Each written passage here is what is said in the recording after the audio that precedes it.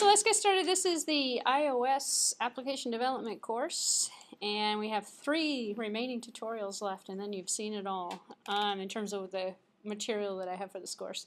So we'll do this one first, and then we'll work with the final exam review second, and then we'll finish up with the another 2 tutorials. So. Alright, so this one is a vertical slider for the iPhone. In fact, there's 2 parts to it. So the first part of it will work with text. The next part of it will work with numbers. No, this one's going to work with numbers. The next one's going to work with text.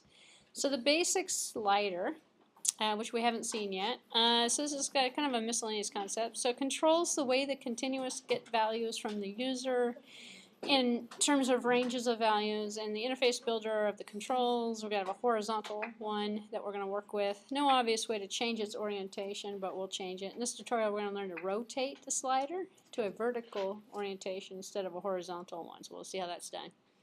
So go ahead and start a new Xcode project and select to a single view application template, and the project is going to be called vSlider or Slider or something of that nature. And then do it for an iPhone and use automatic reference counting, but don't use the storyboard.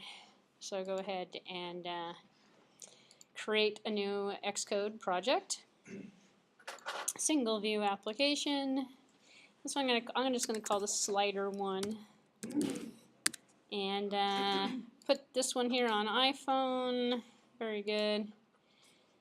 And save it to my desktop. And lo and behold, we have the slider.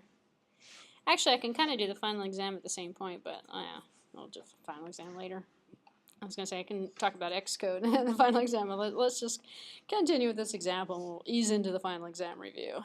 So, choose the location of the project, we did that. Okay, so open up the view controller.xib file and place a slider control on the view. Adjust the minimum, the maximum, and the current values to 0, 360, and 0 as shown below. And then drag a UI label control. Stick it on the view. So we're going to use a slider control to change a label. And we'll see how the slider control works because it's the last one of the controllers we haven't looked at yet. And then we're going to demonstrate how to move it around on the screen. So go ahead and put a label and a slider. Drag it over there. And so going back to Xcode here, and I'm going to click on my XIB file for my main view, and I'm going to change my view here to a 3.5 inch, and I'm going to drag a label, stick it out here, and then change the font to 44-ish, make it big. Doesn't really have to be that big, but I want to make sure I can see the number. We're just going to put a single number in here, so it doesn't really have to be that big. And then I'm going to put in here a slider, and lo and behold, I have a slider. So I'm going to drag a slider out here, and I'm going to stretch the slider out so I can adjust the values on it.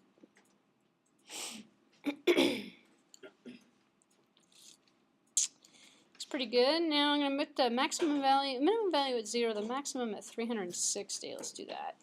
360. And then for the current value, I'm going to put the current value on 0, which means when the application starts up, the current value, the 0 is going to be on the left-hand side. It's going to go up as high as 360. Let me just see if there's anything else in here that I needed to change as well. Now, that looks pretty good.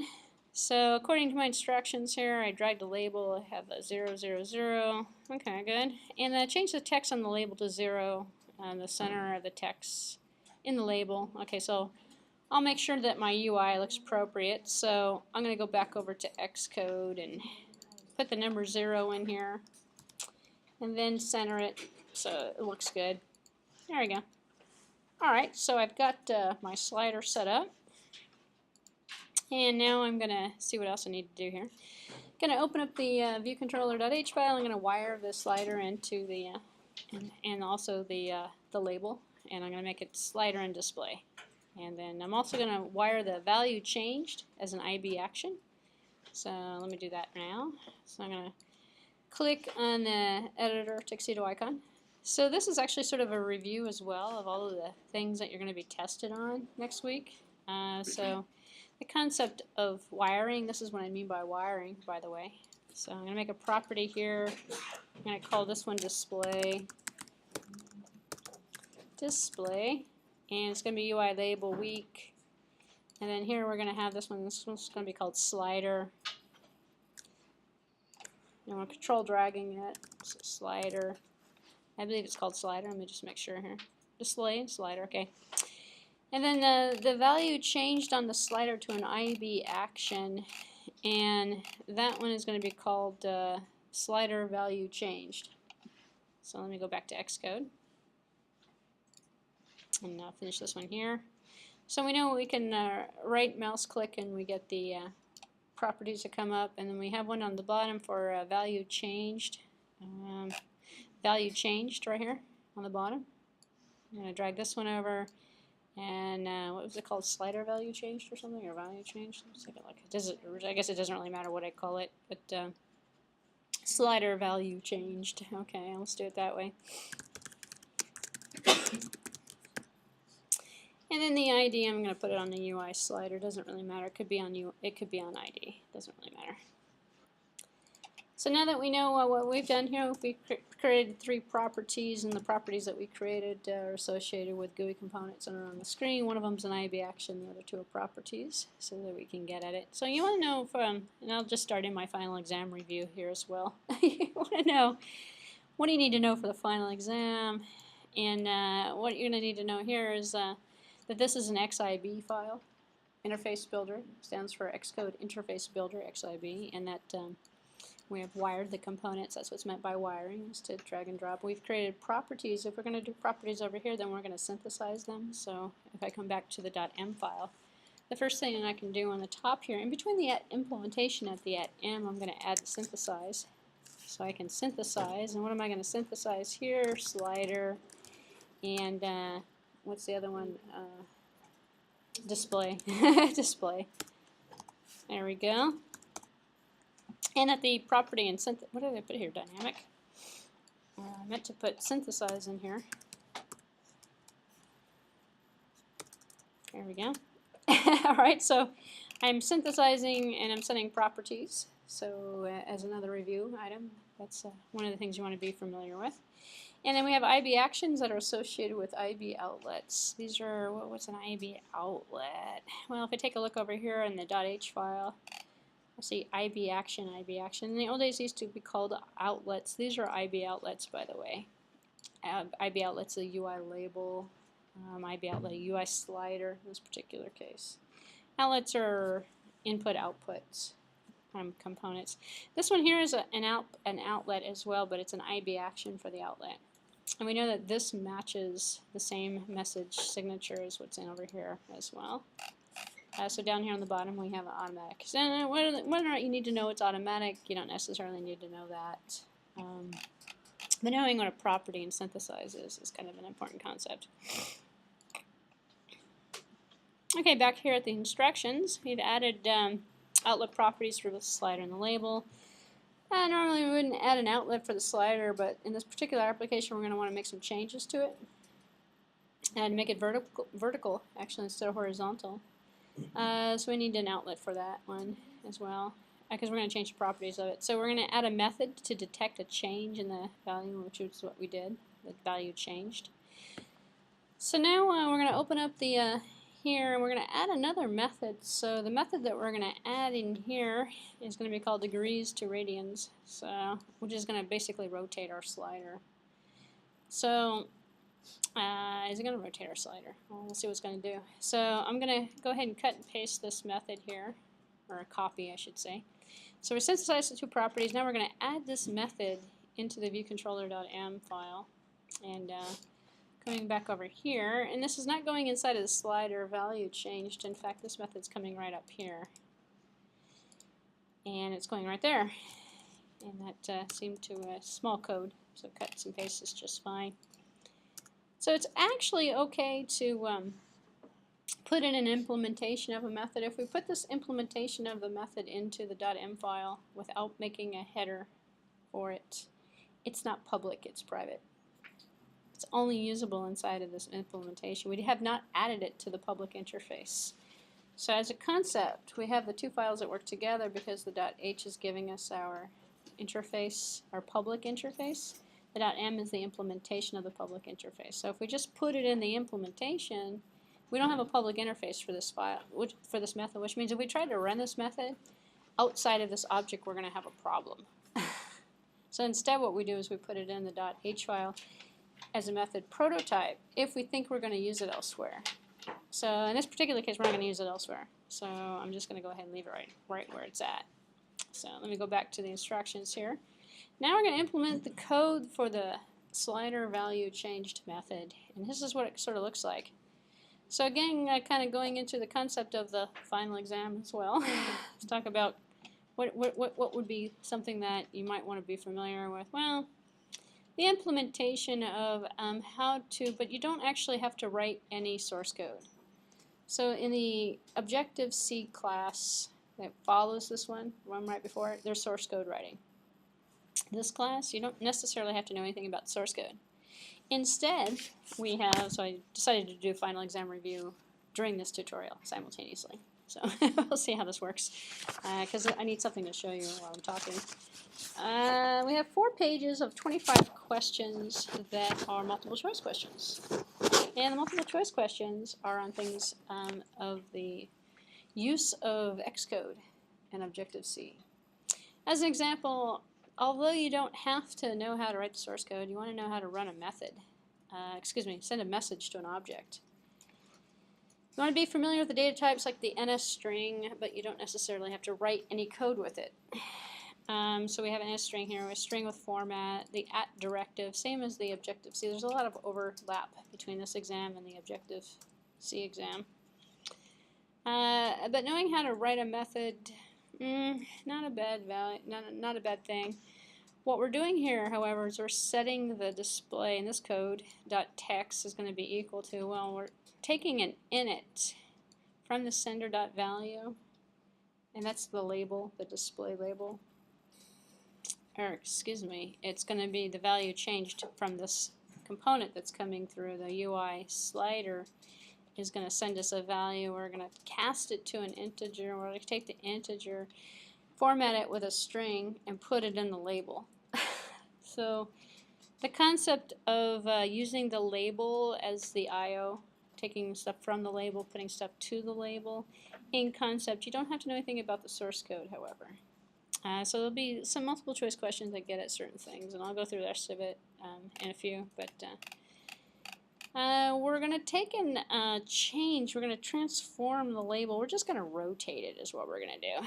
And we're going to rotate it using this method that we put up here, degrees to radians. So we're going to rotate it by running a method call to this that's going to basically shift us. And we're going to shift it to the value that we're going to send it here. So we're going to take a float, take it in, and from our float value, return another float out of it that's a calculation of a shift. So it's going to rotate us 180 degrees. So instead of being horizontal, we're going to make ourselves vertical. And what we're going to do is make the slider vertical. Well, we're going to rotate it by 180 degrees. So if we cut the code and put it into the method body, and then after that we're just saying self, which is our self is the value, is the slider, the UI slider, by the way. So knowing the self concept would also be important for the exam. Because then you know, well, it's super and self, which is basic kind of Objective-C stuff, but comes up a lot in iPhone application development. So, all right. So what we're going to do here is we're going to update the. We're going to take the label value, update this, or take the slider, update the label value, and then rotate our slider. So in our viewDidLoad, we're going to set. So in the viewDidLoad, we're also going to run the slider rotation. We're going to set the slider rotation for us. So go ahead and stick this, which is just going to do is nothing more than put the slider on its side. Cut this and put it in the viewDidLoad, because when the viewDidLoad comes up, it's going to essentially rotate us for us automatically. So I'm going to move this down a little bit, actually. There we go. And we'll see what happens here. When we run it, it'll probably make a little bit more sense to you in terms of what's going on. But what do you need to know for the final? Just to recap another comment here. The life cycle of the app. The view did load, the view did unload.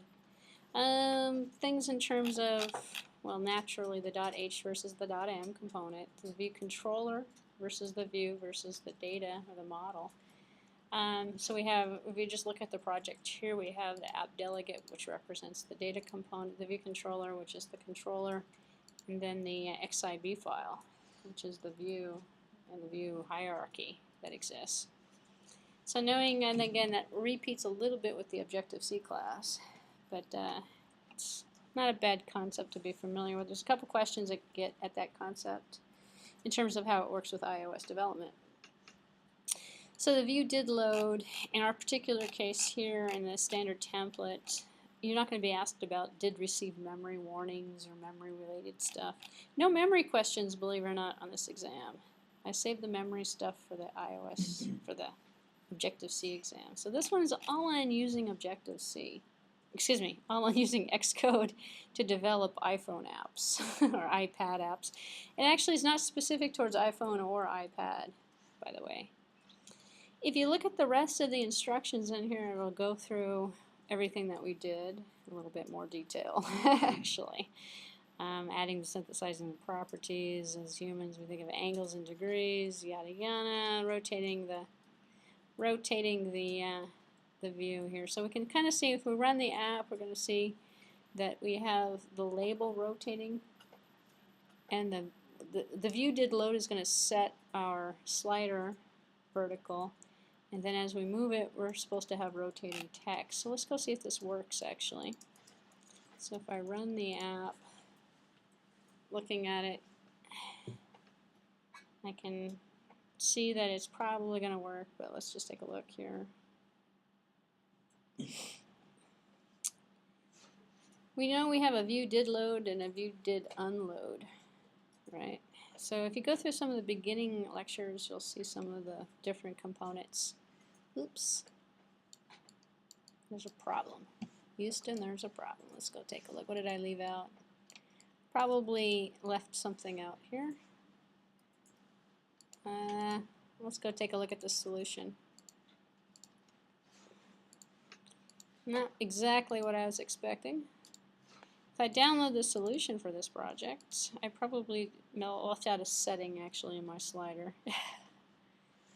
Let's run this one here. Probably on the controller itself on one of the properties.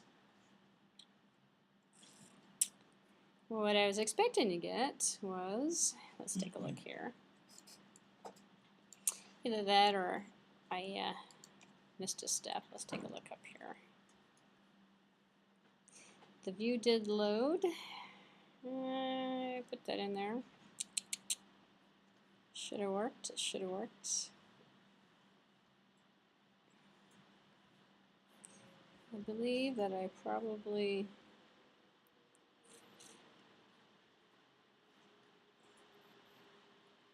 update events may not have been checked. Let's take a look. Yep, here it is. So this one's a little bit better. It's just rotating it around in a circle. So this was changed from a horizontal to a vertical position, and then as we move, we're going to use that little method that we pasted in there to rotate the text around with the number. It's actually changing the number value. So we could do it with a picture, with anything you wanted to actually. It's just the label itself that's being moved around. So. And I want to say that I probably messed up one of my properties in terms of why my original didn't work, because I wasn't getting the whole scale, which meant I probably took one of my properties out. So anyway, that's the app. So let me finish a little bit more on the final exam review, because we're going to do a hybrid tutorial / final exam here. All right, so you want to know about objects and classes and messages that are sent to objects and classes. In this particular case, we have two objects. Everything's an object. We have a UI label out here. If I open up the library, we know that we have a library of components down here, and the library of components has a label, has a round rectangular button. We don't necessarily, and you don't need to know what the names of these controls are. There's not like a rote memory in terms of that's a slider, that's a switch, that's a this, or that's a that. You don't need to know any of that stuff.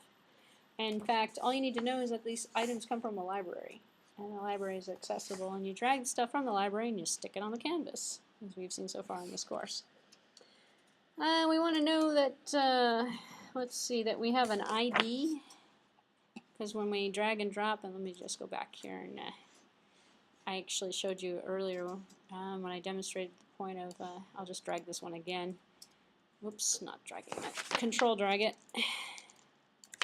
We have the type that comes up. Well, this one's going to be, yeah. Alright, so this one's going to be wrong, but we have a type of an ID. Knowing what the ID type is, again, is a little bit of overlap with the Objective-C course, but there's questions about ID on here. Let's see. Knowing what the view did load is also a question on here as well. There is a question about protocols and categories. Implementing protocols, implementing categories. Remember those two tutorials? All the questions come from the tutorials that we did in terms of the concepts. So in the Objective-C class, it's mostly on Objective-C syntax. In this class, it's mostly on the on the concepts of, you know, what is a protocol, what is a category, how do we use one? And as you remember before, we can use multiple, you can implement multiple protocols by separating with commas on the protocol line. This particular example doesn't really give us that concept, but we had one earlier in the course. If you go through a lot of the tutorials, you'll see a lot of the questions. you'll see a lot of the content for it. All of the questions come out of stuff that I've shown you in class. None of it has to do with syntax or language. It's all on the concepts of the app development part. So let's see. The super and the self are in there as well. Initializing objects. Let's take a look here. This example's not going to give me very much. In fact, I have to open up the app delegate probably to see something of significance here. Let's see. Here it is. Init with frame. What you'll end up doing is you'll see a line of code and it'll ask you some questions. You know, as an example, if we take this line of code up here and I say, what is this line of code doing? And option number A says it's allocating and initializing a window with the frame with the UI screen main screen. Or option number 2, it's only setting the bounds of the screen. Or option number 3. So it's actually a fairly simple exam. It's very straightforward.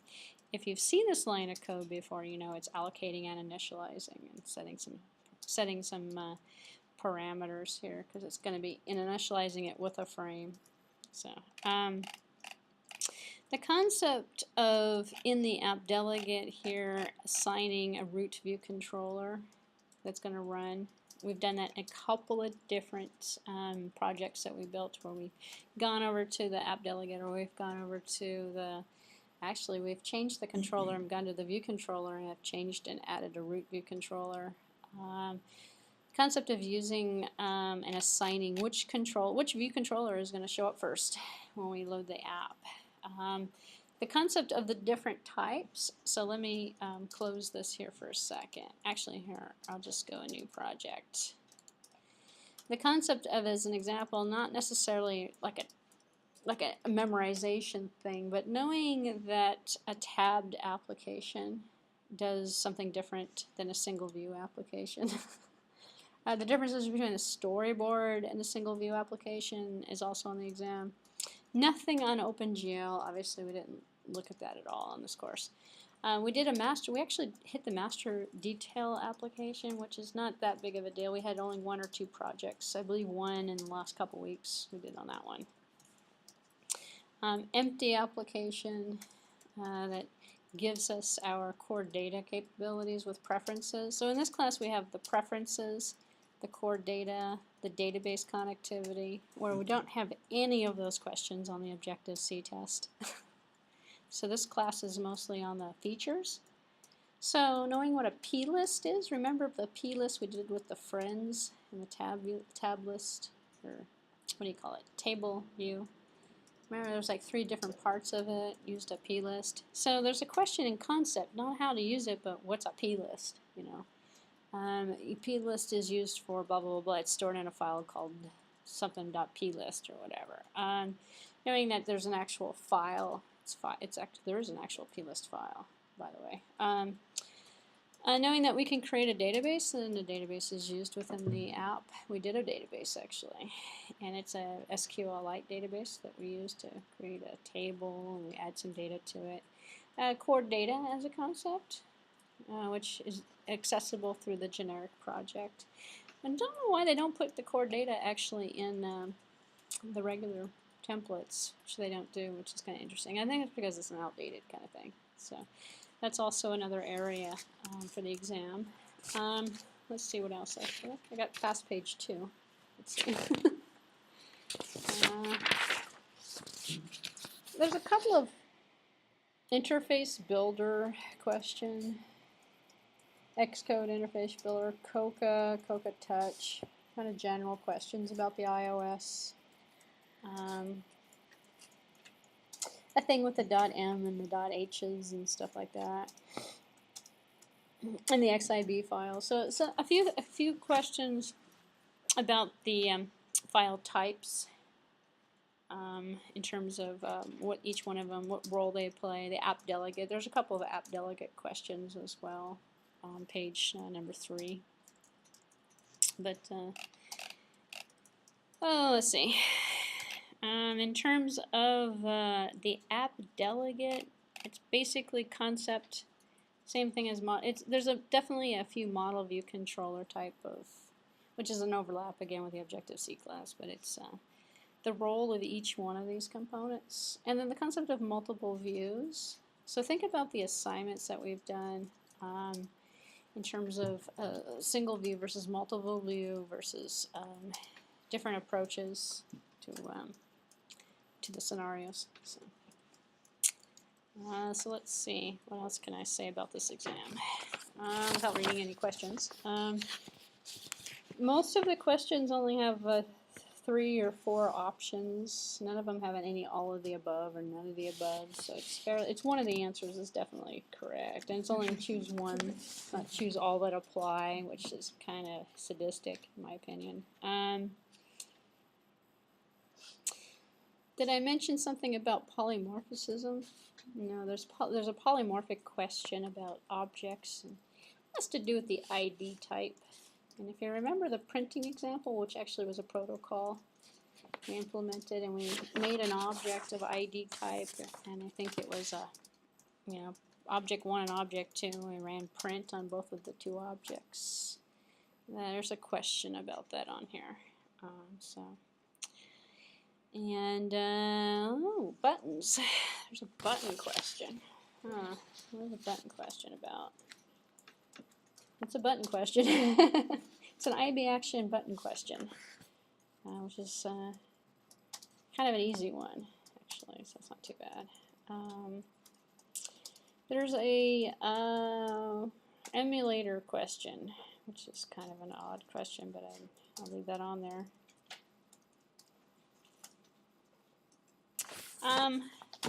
In the, I don't know if I really like this question, but in the layout for the attributes, knowing that we have the file inspector, the question is going to get at some of the features of the interface. So knowing that we have options up here, for example, file inspector, identity inspector, attribute inspector, size inspector, connections inspector, which is the old-fashioned way of looking at the connections between the components.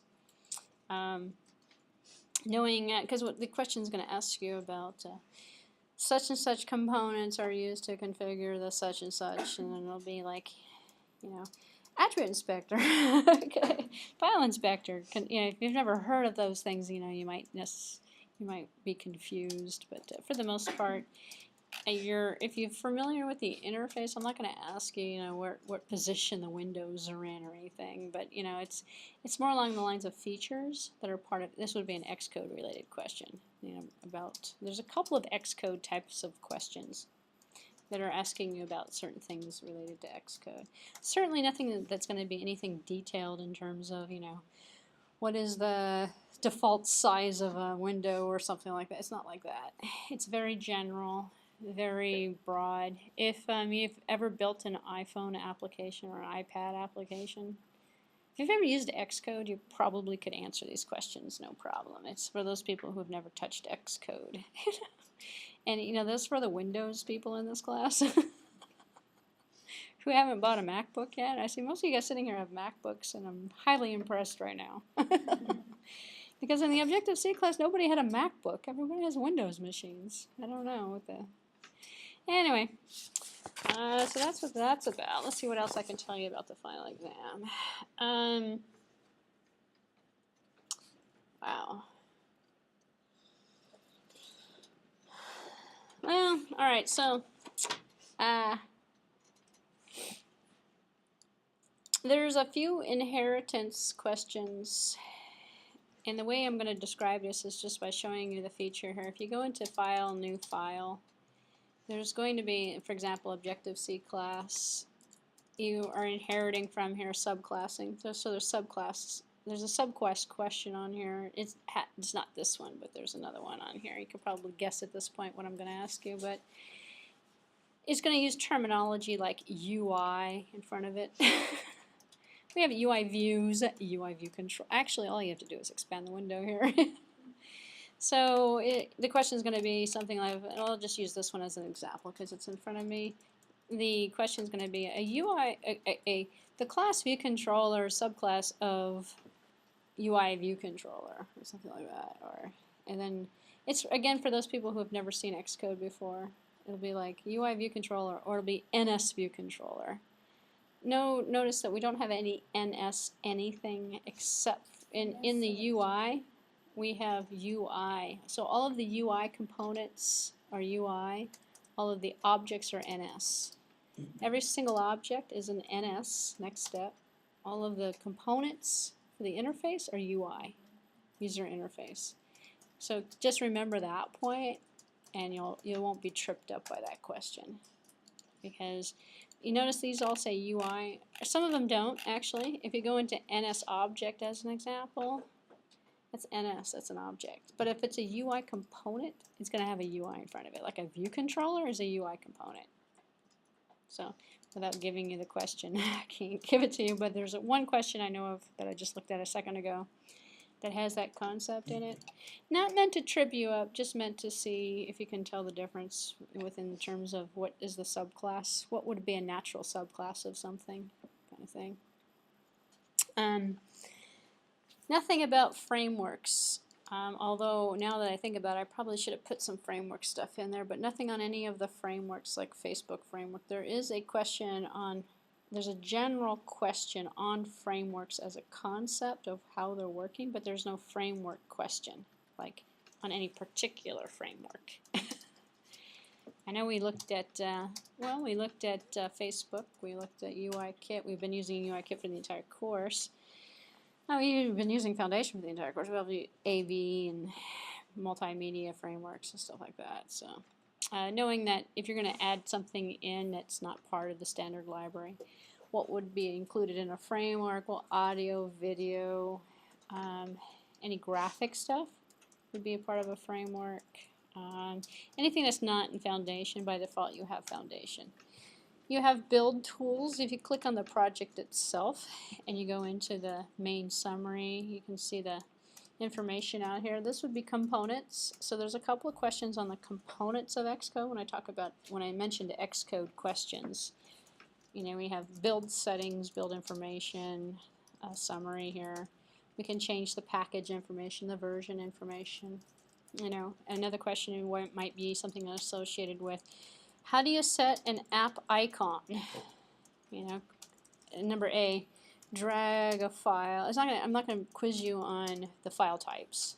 or on the sizes of the files, but you drag the file type into the summary information where it says supported, or actually it's further down here, app icon section of the summary sheet. Or it's going to be something like you pull the icon out of the library and you drag it onto the app. It's like, that's definitely not the way you're doing it. So the answers are really straightforward. The wrong answers are really wrong. There's no question with which one's the right answer if you've seen the feature work before.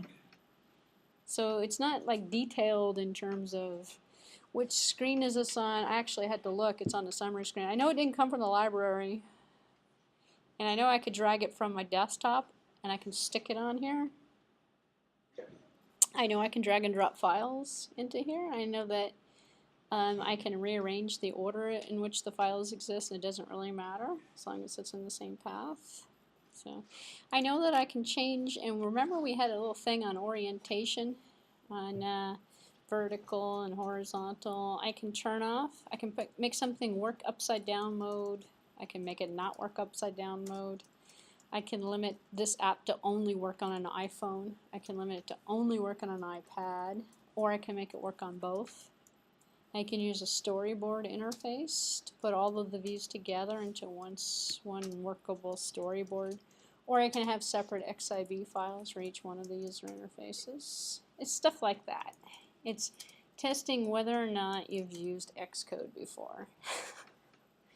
And you know, it's not hard, actually. It's pretty easy, actually. We do know that we can select and run on a simulator, or we can run on a real device. There's no questions about anything having to do with developer@apple.com. No questions on that. No questions about getting a developer account or anything like that, or what it costs or anything. That's kind of stupid. But the concept of being able to run it on a device, but you can't stick it in the App Store until you get an account, kind of thing. Let's see. Cheat sheet. We'll go back to the cheat sheet here. And that's what's on the final exam for this guy who just walked in.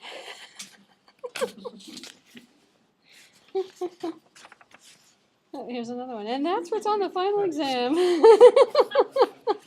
I just finished, actually. I am recording this, though. I have recorded it, yeah.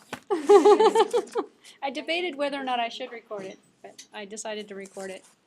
So. There's no voice in it. I'm sorry? There's no voice. No voice? There's no sound in it. No sound? Yeah. You Well, recorded with that sound. yeah, true. There's no sound in it. I did it without sound. Let's see.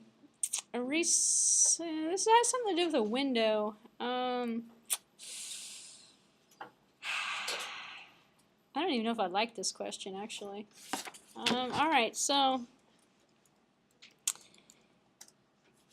in the window, we have options on the window.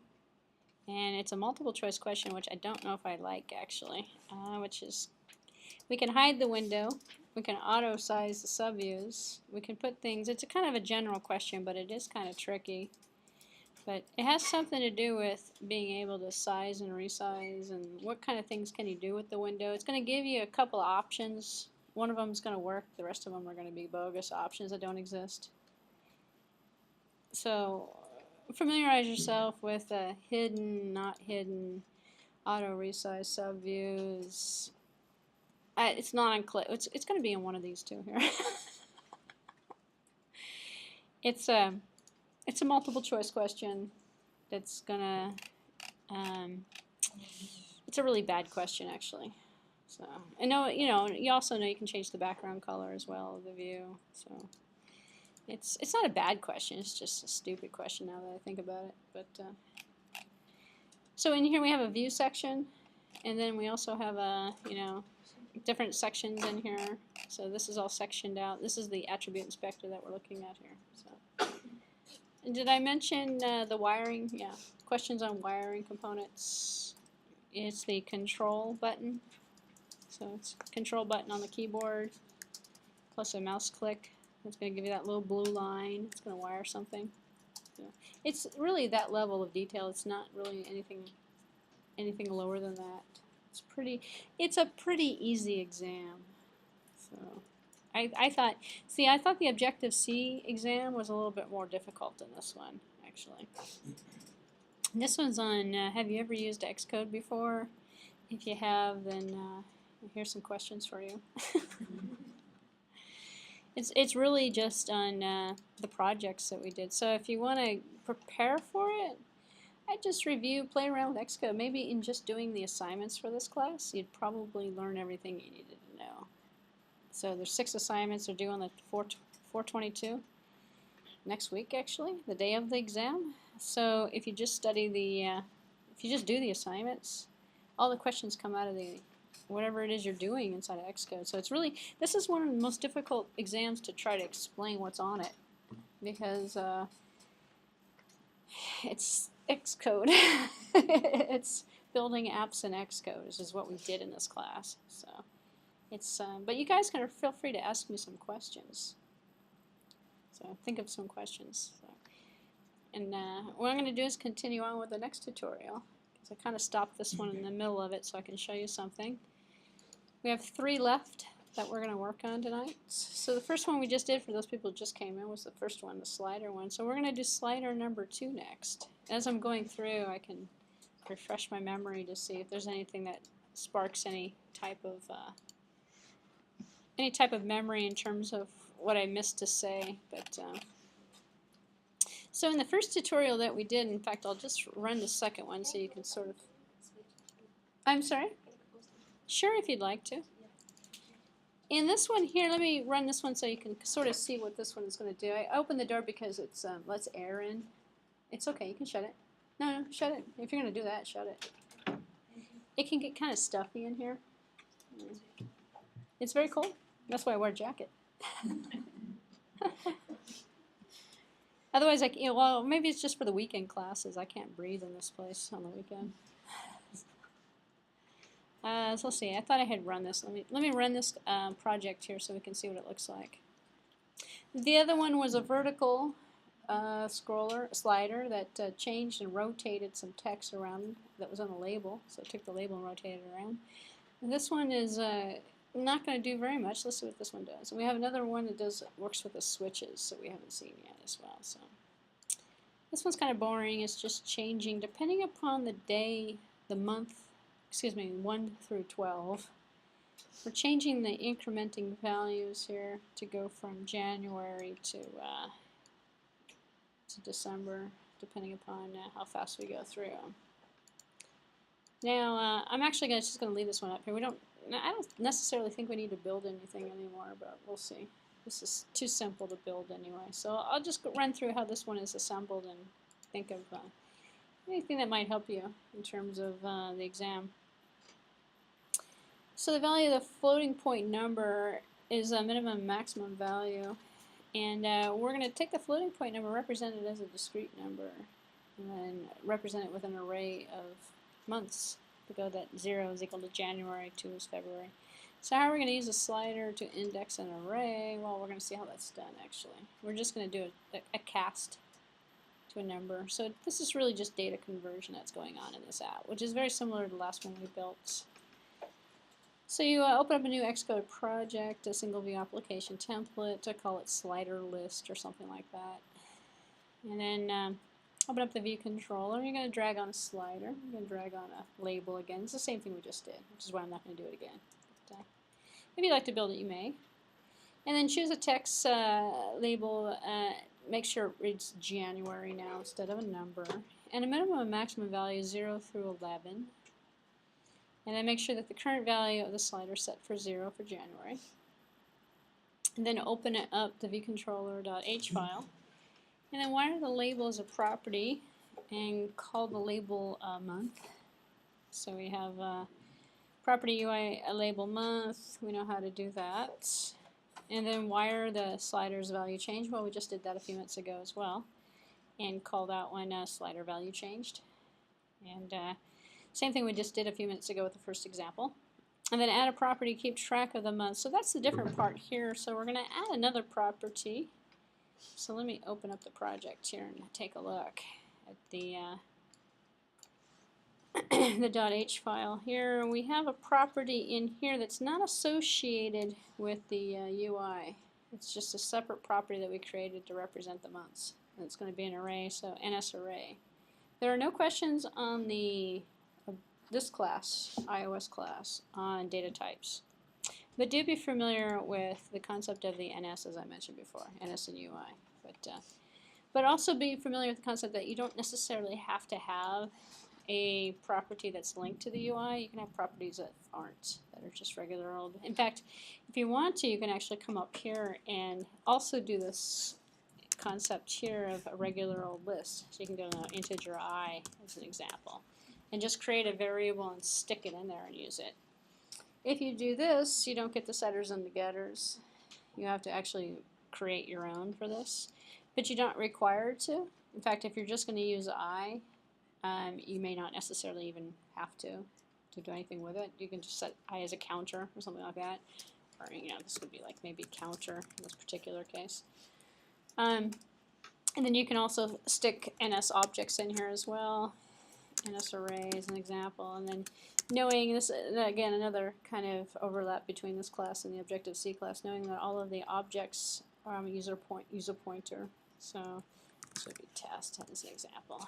And knowing that you can put it up here as well, it doesn't have to be a property. So if you do this and you come over to the .m file, you have access to those two. They're public data members, but they're private. Which means if you try to access, this is one of the object questions, actually, that's on the exam that I was just thinking about. Knowing that the data members are always private, member functions are always public, private, and protected. But we don't really, I'm not going to ask anything about protected. It's the difference between the public and the private. So by default, this property over here is private, as well as the data that we've assigned up. This is all private stuff. And then in the .m file, we have public methods that are accessing the data, which is how that property and synthesize are working. The synthesize makes part of it public. So we have access to the data inside of the object as the data component, and then we have the accessors and the modifiers, or setters and the getters as I call them, that make the public interface, define the public interface to that object. So in terms of the concept, that's what I'm talking about.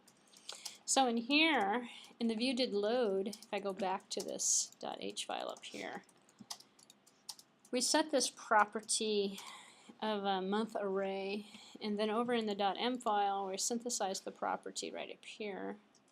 We have month and month array. I didn't do anything with the other two, and I'm not going to get an error message. It's going to work just fine. I don't have to synthesize it. In fact, I don't have to synthesize anything, actually. If I don't synthesize it, I use the underscore. Remember that part? So there's a question similar to that question I just I just said, which is a property synthesized kind of question. That's what I'm talking about. So I'm not going to give everything away, but yeah, if you don't put it in here, you have to use an underscore. What is the synthesize doing? It's making it public. So when you use the underscore, you're breaking the rules, actually. You're saying, hey, you know what, we didn't make it public, but I want to use it. So if I didn't put this here, all I have to do is do this here. If I leave this out, actually, and it works just fine, well, yeah, there it goes. But down here I have to change it as well. So I'll go ahead and put it back so I don't have to change it everywhere in the code. But sometimes in older code you see this one and you have it, space, and then you have it renamed. So because people don't understand that you don't need both of them. It's one or the other. But people just put it in there because they don't know. Because if I had put both of them in there, so you just put it under here and you put the underscore in here. Oops. You put the name of the array, in the month array in here. So you give it both names. So you can use both in the code. It's kind of confusing to me, actually. I'd rather use one or the other. And if I'm going to use it this way, I might as well just use the name of the variable. So the access with that underscore, that's what that, there's definitely a question on that. But it's really a property synthesized kind of concept. But Anyway, so then here in the view did load, we're taking the month array and we're creating an array with objects, and we're giving it a list of objects. So there's nothing on the syntax, however, so you don't have to worry about the syntax of any of this stuff here. But anyway, after we create this array of objects and the slider, as the slider changes, we're taking the month.text and we're having it equal to, well, it's going to be the value of the object at index, send your value for month array, and so this is going to be the index value here, 0, 1, 2, 3. So it's kind of an easy way of setting it up, because we know that the array starts with 0 and it goes through how many numbers we put in there. So it's just going to scan through the list. So it's kind of an easy, pretty easy source code example, which is, makes for a pretty good project to sort of study if you want to refresh your memory, like right before the exam, or something, to kind of see how the app is actually, or how the components work together. So. And I believe we have small kids in the hallway. I hear some really young college students out there running up and down the stairs. All right, so let's see, they're starting out young in grad school. So we instantiate, we initialize the array with the view did load, change the value, run the app. That's pretty much the entire app right there. There's a question in here in terms of, well, we're typecasting. We're not typecasting, we're actually taking the array integers are integer, but the sender values of float. It works because the component will actually do the type conversion itself. It'll just round automatically for us, which is how that's working. But, the conversion, the question was between the conversion of these integer values for the array index and the values that are coming from the slider. This slider is coming in float values, not whole integers, by the way, which is interesting. But you have values that go and then they get rounded. So if it's between 0.5 and 0.6, it's going to be the next number when it gets converted. Which is kind of an interesting thing, because you don't want a slider that just works with whole integers, because then how are you going to get precision in terms of, it's a half, it's a 3/4, if you're trying to look at numbers. So you don't really need to know for the exam that the slider works, that this component here works with floats. You don't need to know that. But I was just giving you the trivia of how this is actually working, which makes, there's a couple lines of code in here in the whole. It looks pretty complicated for a couple lines of code, really. So. Alright, well that was the slider example. We have one more tutorial that we didn't cover. I have a strange feeling we're going to get out super early tonight because I keep running through this on the really quick side. The next one is called switches. And the switches example, maybe I'll slow down a little bit and run through it. Otherwise I'm going to feel guilty that we're going to get out so early. Let's see what we get going on here. So if I run it, we'll see what happens here. We've got an iPad app here. We needed an iPad app because we've got 4 different views. Maybe we'll build this one here. We have 4 different views on one screen, and we're going to turn off and on the view. So if you're still confused with assignment number 5 or 6, or maybe it's 5 actually, it wants you to put multiple views on a window. This is multiple views. And I'm turning the views on and off. I'm just making the background white.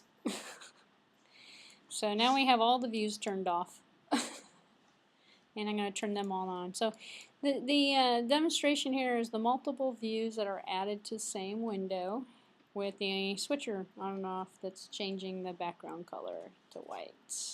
So it has the illusion that you're switching the view on and off. So you can do a bunch of stuff. If you remember, we also did one of these with multiple views that were on top of each other. We hid the ones underneath and we just flipped them back and forth. So it says front side, back side. Well, this is the front side. That's the back side. That's underneath the view. We have another view. Then we have the main default view underneath that view. That's the back side. So when you flip it over, you're not really flipping it over. You're just selectively hiding and showing. That's what you're doing. So I will build it. We'll see what happens. This is actually, believe it or not, the last project for this course too, so we should build the last project, right? So, alright, so now you see what the finished product looks like. Let's see if we can build this thing. So this is called switches, And it's going to be an iPad application. And believe it or not, there's no questions on the exam related to iPad versus iPhone or anything like that at all, actually. So, or universal or the meaning of that. All right, so controlling views with switches on an iPad.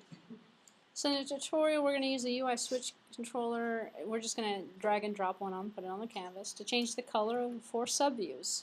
So this is where I meant when we have more than one view.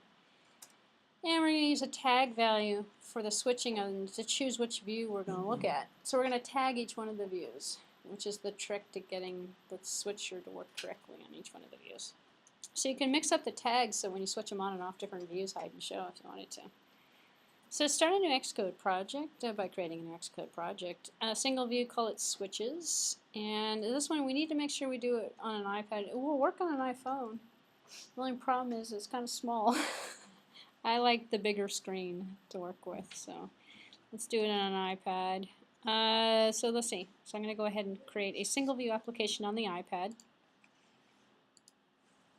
Call this one switches. So single view and switches, and then iPad. Use automatic reference counting. That's good. So save this one here on the desktop.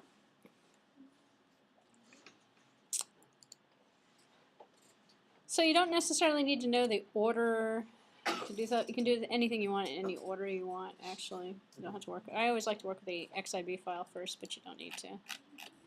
So, somebody on the phone? Somebody talking. The other day I was teaching a class and somebody at ITU, of course, and so there's a student on the phone. And I'm like, what? Just talking on the phone in the middle of the class. I'm like, why is there a student on the phone? So, anyway, so open up the XIB file and drag 4 UI views. So if you're still confused about what a UI view is, you're going to find out. So drag 4 of them, stick it on the window, resize them, and place a UI switch. In the center of each one of them, change the background colors. When you're finished, it should look something like that. So this is the easy part, so let's go. If you're type in view, and I get, oh no, so I don't get what I want, so I'm going to type in UI view. If I type in UI view, I see view right here. So knowing that what you're typing is, you're searching on things in the library. And oh, this is wonderful. So let's see, I have to resize this view to fit. Lucky for me, it didn't. Actually, I think I'll make this interesting. I won't make them connect. I'll just put them around. Let's see. You know what? I'll put them in lines this way. And we know we can cut and paste components, right? So I'm just going to do this. Make one go this way. And then copy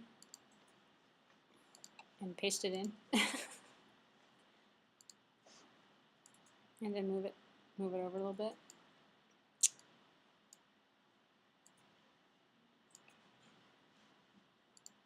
And then come over here. Oh, you still have it. Okay, good.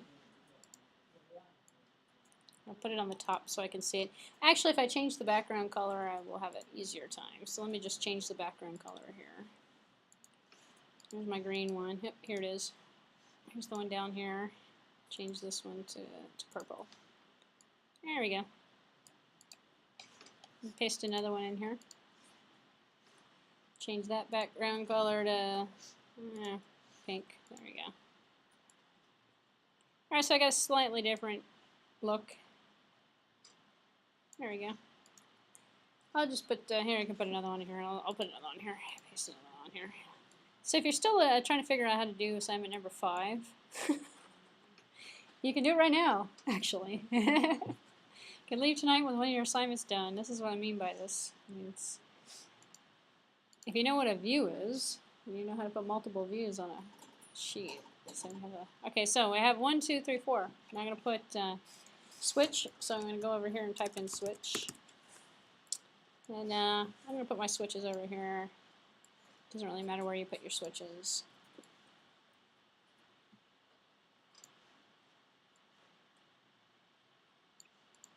Alright, now in order to get each one of the views, we're going to need to tag it somehow. So if we come over here to the left-hand side, we see a tag over here. I clicked on this view, and I click on this view, and I click on this view. I can see by the colors how the tags are going to be. So I can keep track of each one of them, and I can talk to each one of the tags that are associated with it.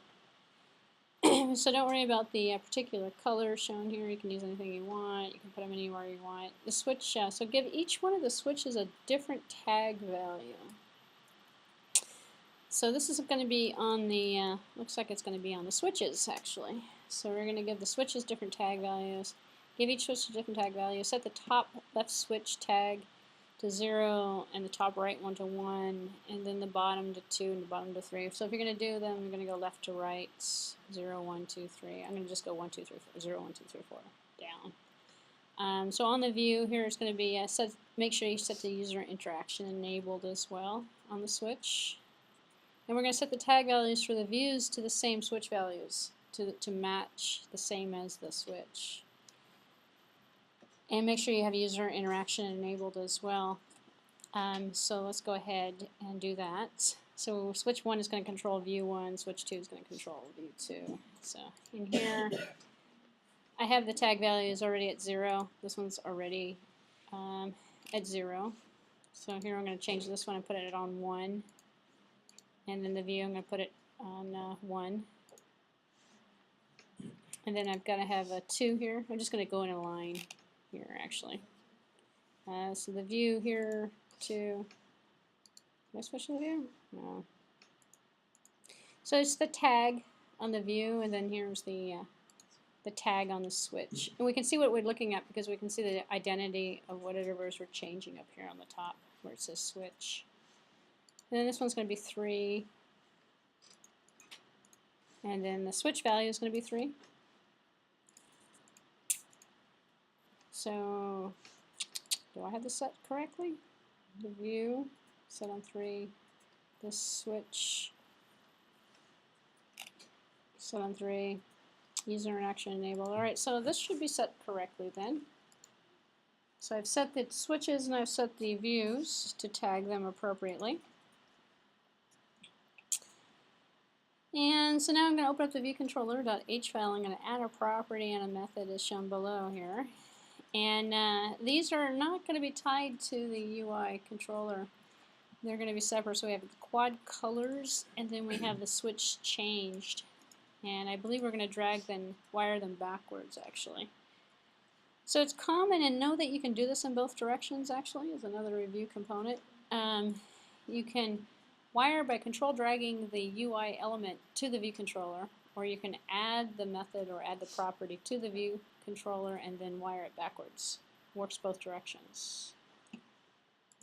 So let's see. I'm in the viewcontroller.h file, and I'm going to paste in here the property and the method. So now what I'm going to do here is a switch changed. I'm probably going to wire it to each one of those switches. So let's take a look here. So the array of quad colors will hold the colors for each one of the views, and the switch change method will set the color for each one of the views depending upon the switch that has been changed. So wire the switch changed method. We just saw that with the slider changed method. So now we're going to use the switch change method to all 4 switches. So we have the value changed event that's going to be wired. So we can see here where we've got value changed, the IB action for the switch changed that we're going to wire. So go ahead and backward wire that. It's not really, I don't know if it's really considered backward or not, but I'm going to wire it this way though. I'm going to take this value changed and wire it this way. So just knowing that you can wire in both directions. I believe there is a question to that regard in the exam.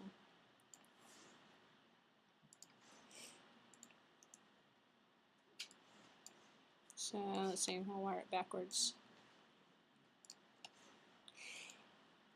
Yeah, actually, as a good kind of study aid for the exam, I'd say building something in Xcode is probably going to be the, what's wrong with the switch? It's probably going to be the best way of actually preparing is because then you're going to be more familiar. If you haven't seen Xcode in like a week or so before you take the exam, it's going to be hard to answer questions about it. If you just finished up all your assignments that were due the very same day, then it's probably going to be easier to answer those questions because you're going to be more familiar with it. So. And unfortunately, if you're in the Java class, there's no hope for you. Because we're going to have a Java exam, and the next day we're going to have iOS. I shouldn't say that. I do feel for you, though. Alright, so open up the viewController.m file and make the following changes. We're going to synthesize the property for the quad colors. And then we're going to add the quad colors method. So what's this method going to do? Well, it's going to pick a color for the array values that we're going to set. So arrays with object. We're going to create an array of quad colors. So red color, green color, blue color, yellow color. And then we're going to change the colors depending upon, you know, which one we've selected. So go ahead and synthesize the property first. Oops, wrong line. I keep thinking I'm in the Java class right now. Let's see.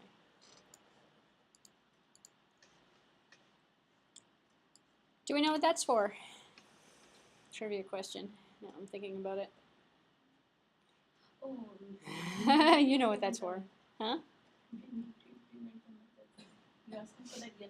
No. Actually, that's a good question, but no.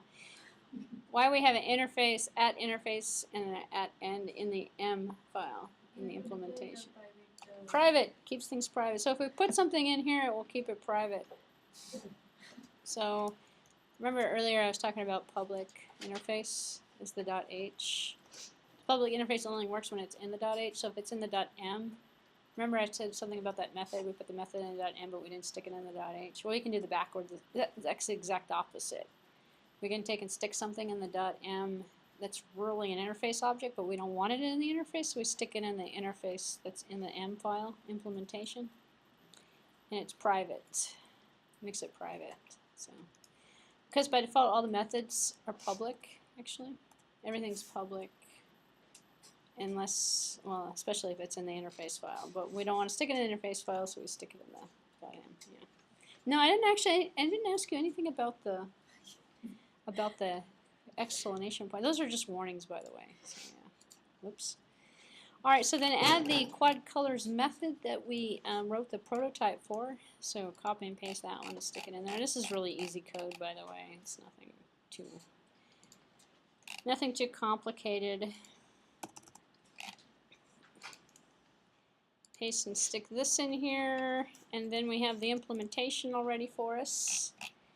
And then we're going to need to change the method for the viewDidLoad, which we didn't actually have in here because we added it manually. So when we wire the components to the .h and we create that IB action, it will automatically create the method for us in the .m. But if we put the method in the .h, it doesn't do it for us automatically. That question is not on the final, but another trivia question I thought I would mention. It doesn't put it in there for us automatically. We have to actually put it in there. So this would be the switch changed. So go ahead, and this is the IB action implementation of what happens when we change the switch. Well, what's going to happen is it's going to take the UI view and change the color. What's it going to do? It's going to look in the quadrant to see what number it is, what the tag is. So it's going to be the sender tag. So if the quadrant.tag equals the sender tag, if it's the right one, 0 slider with 0, or 0 switch with 0 view, then it's going to set the background color to white. Otherwise, it's going to change the background color to one of the tags. So those colors that we stuck up here, red, green, blue, and yellow, are going to be put in there for 0, 1, 2, 3. For the 4 windows that we have in there. So we're not actually using the colors we set on the views, but if we do that, if we don't change the background of the views, it's hard to see the views. That's why I changed those backgrounds, but we're not going to get those colors when we run it, actually. So there's the implementation. We see that the dot is automatically filled in for us. So,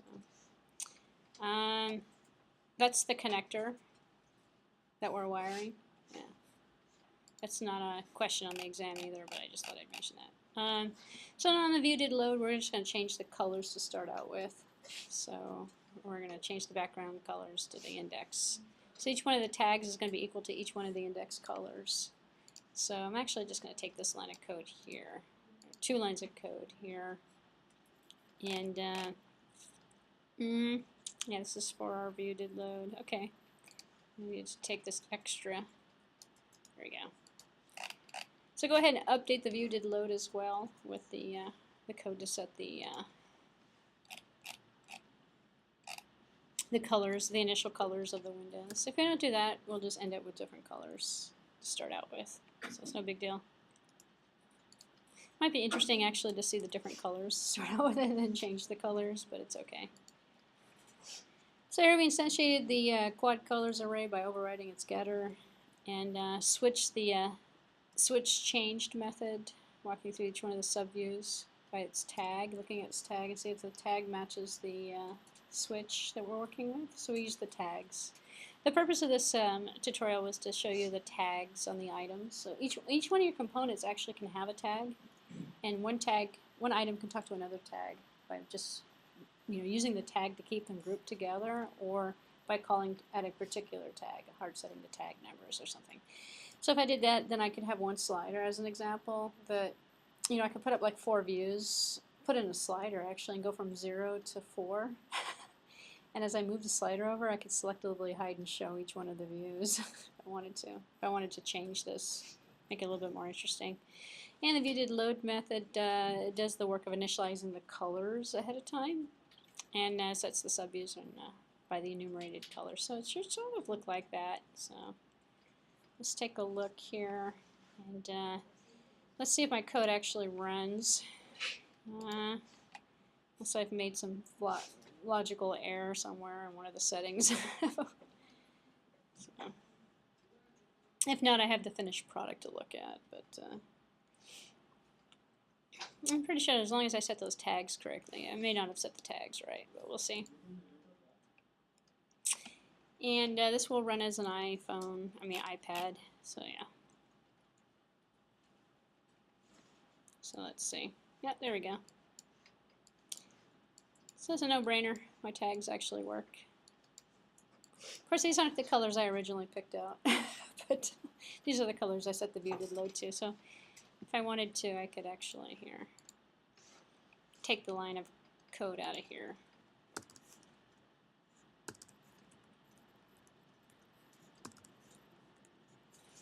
And now I can get my lovely colors to start out with. Or, better yet, I can just change the colors. But so I've seen this done before with views with pictures. So you know how solitaire works? Where you have you put 2 views.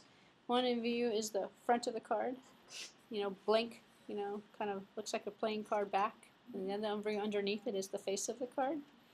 And so you can put like a here we go. So you can put like a little toggle on it to turn it over. And you just have the images showing in the view. So you make the image the same size as the card, or the card the same size as the view or something. And you have a playing card. So finding the playing cards is the trick. Then if you go online, you'll see there's a ton of images you can download for playing cards. So you can easily randomly select a card actually and show an image in the card. You can actually probably create quite easily your own solitaire game. With a deck of 52 cards. If you can figure out the logic, it's probably just as difficult as tic-tac-toe. It's not so hard. It's just finding the images and switching the views from the back of the card to the front of the card. So it's not like you're rotating the card around, but it looks like it actually when you run it. So just like this kind of looks like you're taking something away. You're just hiding and showing it, essentially. Well, you're not even doing that. You're changing the color to white. So just change the image from actually just use one view, change the image from the back of the card to the front of the card. And then randomly select the card. Actually, you can make yourself a game of 21 that blackjack or something real easily that way. So, just by randomly selecting cards. So do we have to include it with the switch? No, you don't have to use a switch for that either. You can do a tap event if you want to. We looked at touch events last time, actually. That worked with that. So touch events would do it. Switches would do it. Sliders, you can do it with sliders. You can do it with buttons. You can, have it randomly do it. Every time the view is resized or something, change it or something. Or you can just have it so you can slide them across. It's kind of like the puzzle pieces. You can say the same thing that you do with the move, touches, begins, touches, ends. You can put cards in there and move the cards, actually.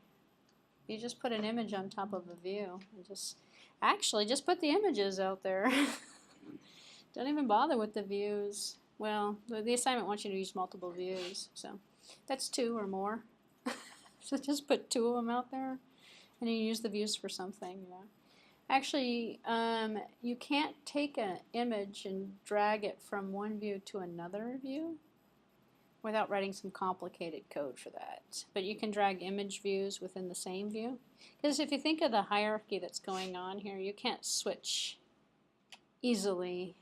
You can, but it's a lot more programming that's involved with that.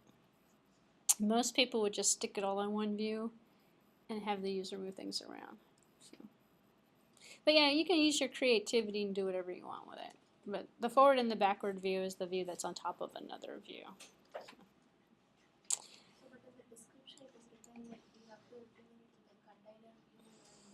Let's take a look at that one actually.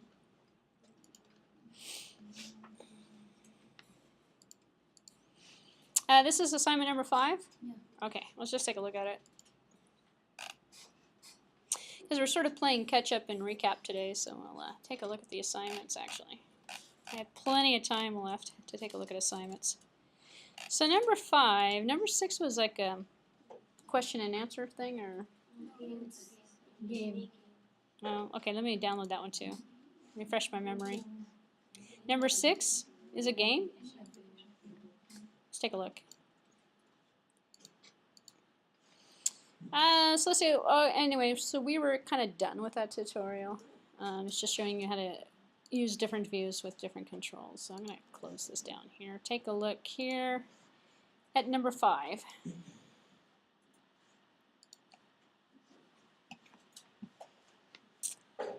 And we know that all of the assignments are due on the 22nd. Yeah. Next week, actually.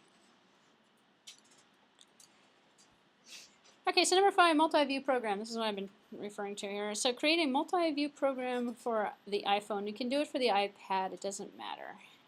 So I should have just put iOS on there. Create a program that involves multiple views.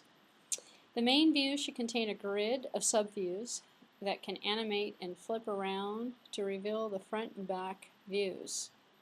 What I mean by that is what we just did. So we had that main view. We have a view by default on every window. We stuck inside of the view 4 subviews. And we selectively hid and showed in. Actually, we didn't hide and show. We actually changed them to white. You can actually use the hide and show on the view to actually do that. If you wanted to do it. Or you could move the views, put a touch control on it to move the view. But what you're doing is you're showing the front and behind. The front and back view should be contained in a container view that sits above the root view. That's what we did that. That's the container view. The container view is the view. So if we look here, this is the container view. It's the background white screen that we stuck the other views inside of. That's what that is talking about. If you want, you can stick a view in there and then stick all these views inside of the view. And then if you hide and show the view, the whole thing would go away. So as an example on this one here, if I did something here to change this to make it, in fact, if I come over here and look at it, I can selectively make it hidden. And if I run this app, the whole thing is going to be hidden. Well, it should be hidden. Let's see what happens. Well, it grayed out, so I'm assuming that it's going to be hidden. Because it's probably going to be a black screen is what I'm thinking is going to happen here, but we'll see. Because we made it hidden. But that's what it means. Yeah, here we got our lovely black. Oh, our lovely black screen. because it's hidden. We actually did this in a previous app earlier on in the course. So that's because I hid the underlining container view. Alright, so let's go back and look at the assignment then. Let's see, you can use any theme that you want and create any type of program that you want as long as it uses multiple views. So it doesn't really have to be an elaborate program. It could be just something like what we just did. In fact, that would satisfy the requirements. This is your opportunity to design and implement your own iPhone application, yada yada, uses multiple views, yada yada. Any questions on that assignment? Let me take a look at the 6th one because I'm kind of curious here. I don't remember what we did for the 6th. Oh, text edit. That's not what I want. But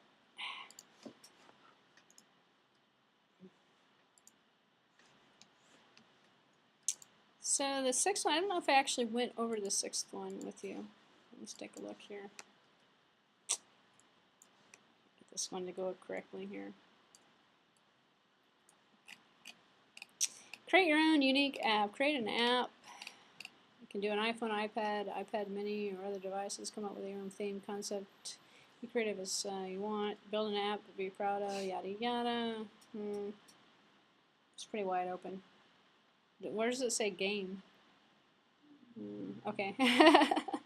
The concept of a type of app can already exist, obviously. You don't have to reinvent the wheel. Try to come up with something original if you want. This is kind of like the capstone, kind of like your whatever it is you've been thinking. In fact, you created a nice one for the characters. Yeah, you turn that one in. That's perfect. You made another one? Wow! You see, you're excelling. You're exceeding expectations. But you know, you might have something you've been thinking about. It's your idea. Just give me something. Everyone's going to give me something else, something different. If 2 people give me the same app, I'm going to know that there's a problem with that one. This one is yours, your choice. Don't recycle something that somebody else has turned in, by the way. And don't do that for any of the assignments either. There's no group work in this class. Do we need to go over the other ones? Are we good with the other ones?